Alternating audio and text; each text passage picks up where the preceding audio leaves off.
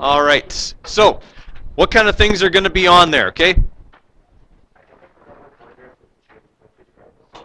The gym will probably be locked at this point. So maybe just borrow a sheet of paper from someone and grab it at break.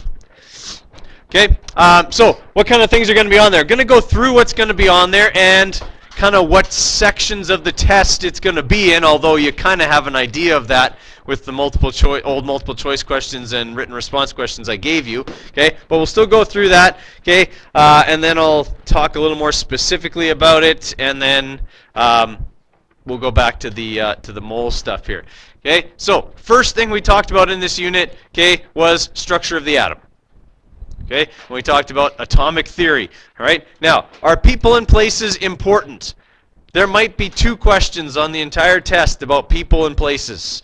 All right, I would say, be able to recognize an atomic model if you saw a picture of one. Okay, so if I showed you a picture of, let's say, the plum pudding model, you'd know what it was, okay, and have some idea who came up with it. All right. The other thing, the most important person in terms of atomic theory is the guy who came up with the atomic theory. Okay, and that's John Dalton. Know who he is. Okay, his 4 points are important. Okay, because we've done a lab for each. Well, both of our labs have had to do with the points of his atomic theory. Right? So it's important, okay, that we know the points of his atomic theory. All things are made up of atoms, and atoms of one element are identical, and what happens in a chemical reaction, right? You can't change one thing into another, but atoms can be separated, joined, or rearranged, all that kind of stuff. The simple whole number ratios thing, okay? All of those are kind of important. Not for memorization per se, but understanding, okay? Because sometimes I'll ask, like a multiple choice question that might see if you understand what Dalton said about what goes on in a reaction, things like that. Okay, the other thing, and kind of the underlying idea of this was the idea of scientific progress. Okay, why did the model of the atom keep changing? Okay, what is it that came up that caused us to question what we knew? Okay, that kind of process is also sort of important because that's how all science advances. Okay, that's going to be multiple choice for the most part. Okay, that kind of stuff is going to be mostly in the multiple choice.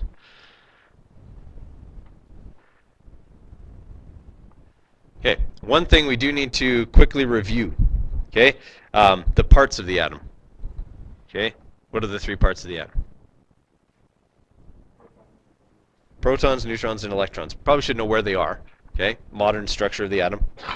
Okay, kind of the quantum model, okay, or the electron cloud model, and be able to draw probably a picture of one, and that would include the right number of protons, neutrons, and electrons. Okay, so if I asked you to, let's say, draw a picture of an atom of, I don't know, nitrogen, okay, you would need to be able to tell me in that picture how many protons does it have? How many protons does nitrogen have? 7. How do we know that? Because that's what the atomic number tells us. Okay, nitrogen's atomic number is 7. That means it has 7 protons. That means it also has how many electrons? 7. Okay, how many neutrons does it have?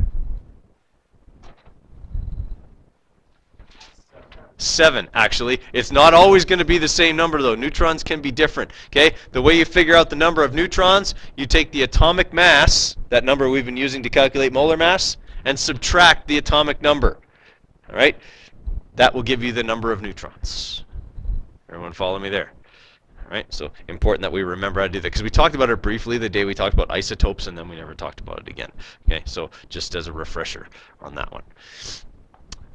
Okay, naming. Obviously, you got to be able to do that. Yeah, there's going to be some multiple choice questions that probably ask you to do a little bit of naming just for the sake of naming. But more importantly, you got to be able to name and write formulas because you have to do that to write reactions properly. You have to be able to do that to do mole equation properly. Okay, all those kinds of things. So we got to make sure that we are knowing what we are doing. Okay, with that stuff. Okay, with the naming and formulas.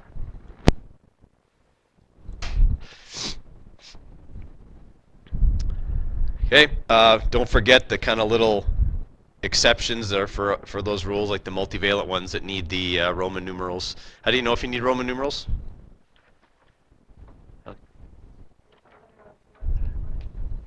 Right. If on the periodic table the metal has more than one possible charge. Okay. After we did the naming, we did our properties of compounds lab. Okay, and that built on lesson 4, okay, in your notes where we talked about the properties of ionic compounds, the properties of molecular compounds, okay, how you can tell them apart because we needed to know that in order to do the lab, okay, what tests tell us the most, okay, what tests tell us if something is an acid, okay, what kind of things does an acid have, excuse me. What kind of things does an acid have in it versus a base? Okay, those kinds of things. So we got to understand, there's probably going to be questions about, what ion might a base have in it, or what ion might an acid have in it, or what's a property of an acid, what's a property of an ionic compound? Okay, things like that. Okay, or which of the following is not a property of a molecular compound, and then it might have a list. Like could be liquid at room temperature, low melting points. Solutions are always clear, conducts electricity when in solution. Okay, well, if it's a molecular compound, conducts electricity in solution is not a property of a molecular compound. Okay, things like that. Everyone follow me there? Right. So I would say probably again that you're looking at multiple choice for that. Obviously the naming is kind of in all parts of the test. Okay, solubility and the properties of water. We need to know the terminology related to solubility. What's a precipitate? What's a solvent? Okay, saturation. Be able to use your solubility chart.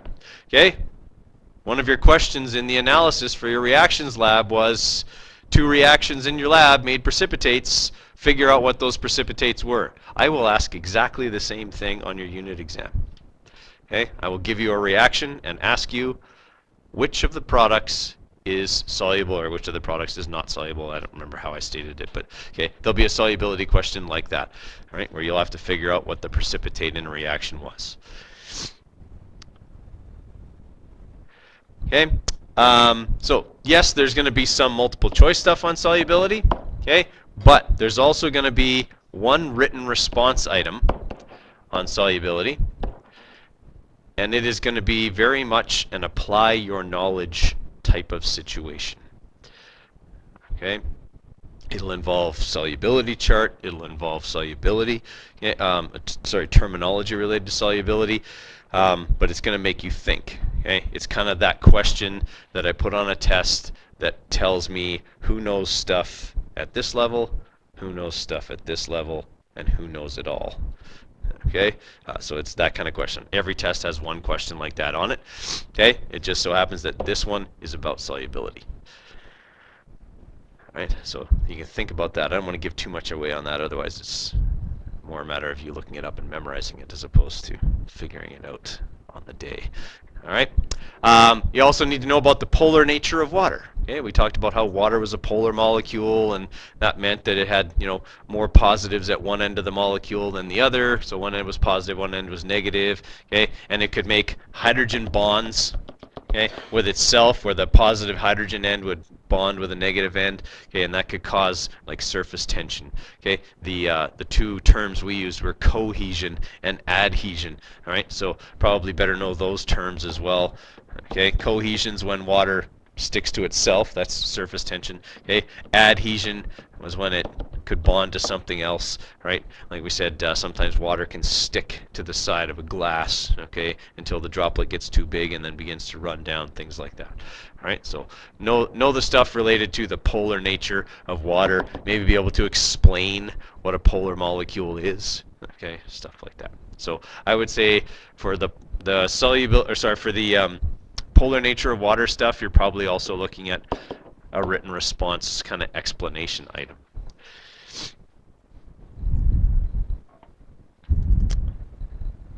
Okay, chemical reactions.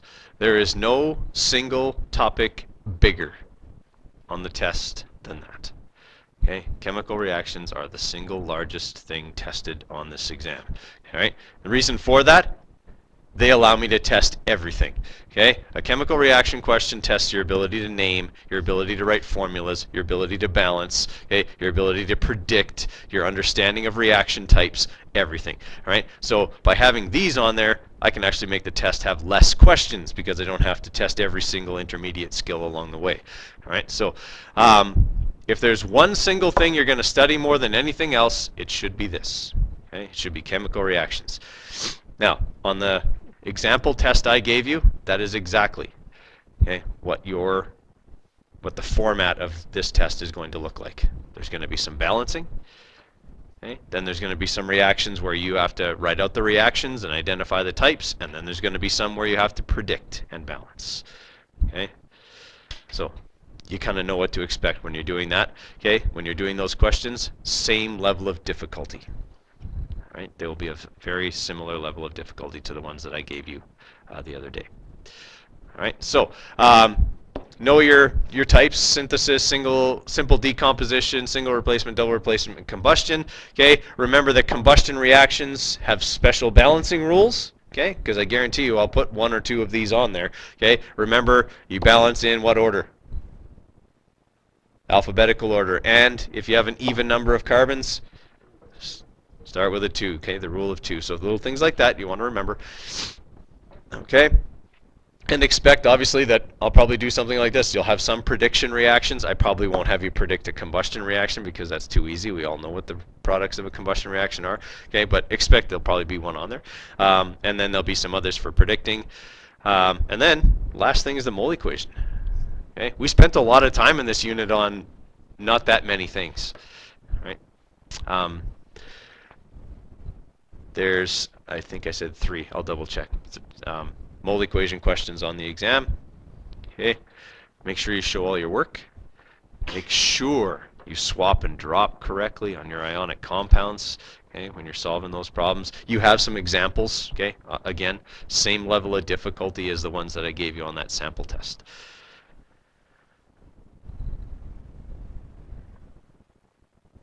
I think that's it, guys. That's what's on there. Okay, and obviously mole equation and chemical reactions could be in both parts, but is obviously going to be much more heavily weighted in the written response. Okay, mole equation is entirely in the written response because it's calculations. All right. Okay. So the test is out of 84 marks. There are 33 multiple choice questions. And there are, I believe, 6 written. But many of them, just like your example, have an A, B, C, okay, kind of part. All right. So yeah, in the written, obviously you got your balancing, you got your reactions.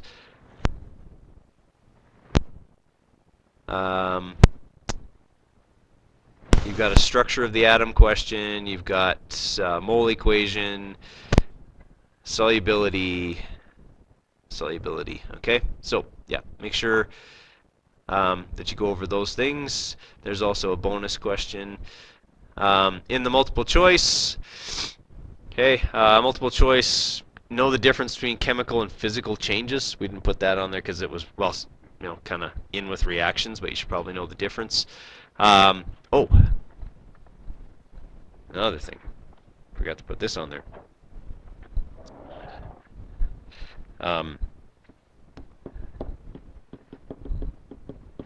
Scientific method. Okay, what I mean by that is designing a controlled experiment. You had to do that for our first lab, okay, where you had to design the procedure. All right, I'm probably going to ask you a question about experimental design where you will have to identify the variables. Okay, so no manipulated variables. So if I gave you a situation, you'd have to identify in that situation what was the manipulated, what was the responding, okay, and what was the controlled variable. Okay, that'd be another one. That's in the multiple choice as well. Okay, and then we said properties of compounds. Okay, is almost entirely in the multiple choice. There's quite a few on that. Solubility, terminology, chemical and physical properties, experimental design. A little bit of atom structure stuff, naming, writing formulas. Okay, a couple of things on reactions. So yeah, all right. I mean, like I said, the sheet you got the other day is a pretty good idea of what's going to be on the test. So in the written response, there are 51 marks. All right. Which part of the test should you do first? No. Do the written first. Okay? Always, always do the written first. Okay? Why? Because you can always rush a multiple choice question. All right? You're better off to make sure you get all of, I mean, not that time shouldn't really be a factor here, but if it is, you're better off at the end of the test, when you're completely out of time, to have 5 one-mark multiple choice questions that you can quickly read and guess, okay, than to have a 5-mark written response question where you have to write a paragraph and you don't have time for that. Okay, way better to have all the written stuff done if in the end time becomes a pinch for you. Okay, it shouldn't, but advisable to do the written response first. Should you stay on a question you don't understand? No. Okay, guys, if you read a question and in 30 seconds you don't know what to do, move on. Come back to it later. Right? Chances are when you're reading another question on the test, it'll trigger your memory for that question and you'll be able to come back and then do something with it. But way too often, especially on the first exam, I find people do this and they just stare. And they stare at a question and they don't have any idea how much time has gone by until it's too late. Okay? That's not productive use of time on a test. If you don't know what to do in 30 seconds, move right on. Okay? I'll give you an example. My second year at university, I took organic chemistry. I think I did anyway. I blocked it out because it was so traumatic. On the final exam, there were 27 questions. First time through the test, I successfully completed 3. Okay, my first time through the test. All right, because I looked at a question, I'm like, after 30 seconds, I was like, I don't even know where to start that question. Okay, so I moved on to the next one, and then the same thing happened. And it happened like about 9 in a row, and then I was able to do 1. Okay, and then I was actually able to do this next one. And then there was like 10 in a row I didn't know how to do. Okay, but I didn't stay on them is the point. Okay, I didn't sit there and freak out. Well, okay, I freaked out, but I didn't stay on a question. Okay, I just kept moving on. All right, but you know what? As I did some of the questions, they triggered something, and I was able to go back. And by the end of the test, I'd actually done about 9 questions. And that was actually a little more than most people had done, because the class average on that test was 37%. I got 42. It's called surfing the curve. Okay? There's this thing called the curve that they use in university. You can fail a test, but still pass, as long as more people do worse than you. Okay? Yeah, it's very cool. Yeah. Well, sometimes though it works against you. If you're in a really easy class, you can get 85 and get 4 out of 9. Okay? If everybody else got better than 85, you're really screwed. So sometimes you surf the curve, and other times you get crushed by the wave. There's no curve in this class. You don't have to worry about that. Okay? The point is, don't stay on a question too long. Right? It isn't going to help you to sit there and stare at it. It isn't going to come to you. Okay? It's just go on to something else and let something else trigger your memory for that. Really, there aren't going to be any questions that are like that for you probably on this test. You're going to look at it and go, I know that one. Okay? If you prepare for this test, you won't be surprised. Okay? If you don't prepare for this test, then you'll be very stressed on Tuesday. Okay? So prepare for it. Do that, the questions that I gave you, do the review sheet that I gave you, and there will be nothing on this test that can surprise you. Okay? Preparation is always rewarded on my exams. Failure to prepare is punished by my exams. Odd how that works, isn't it? Cameron, question? Yes, yes, you will start right away, and you can have the entire period to write. But once the period is over, that's it. Okay, unless you have an allocation for extra time. Okay, and you would know about that probably already if you do. So, no, there will be no extra time, and there's none of this. If I don't finish, can I come back and schedule to help and write the rest? No. People ask that all the time, and they just don't think they realize that. No, that's not cool, because you'll go out and look up the answers and come back. Okay. get finished in the 80 minutes. Okay, my measure of a test, guys, time-wise, if it's fair, is how long it takes me. Right? I figure I ought to be able to do the test 3 or 4 times faster than you. I was done the key in 19 minutes. Okay, you have 80 minutes to write this test. That's 4 times longer than it took me. Okay. Now, granted, I mean, I should do it faster. A, I made up the test, okay, and B, I've been doing this for a long time. All right, so I think the test shouldn't be a challenge time-wise for you. All right, any other questions about the test? All right, then let's get back to work on that mole equation stuff, okay? And on Monday, what we'll do on Monday is hopefully you'll have some questions after having worked through the exam stuff that I gave you this weekend. Work through that a little bit, and we'll spend maybe the first half of class answering any questions that you have, going over anything you want to go over, okay? And then we'll finish up with some mole stuff at the end of that day, and then obviously then the unit's over. All right?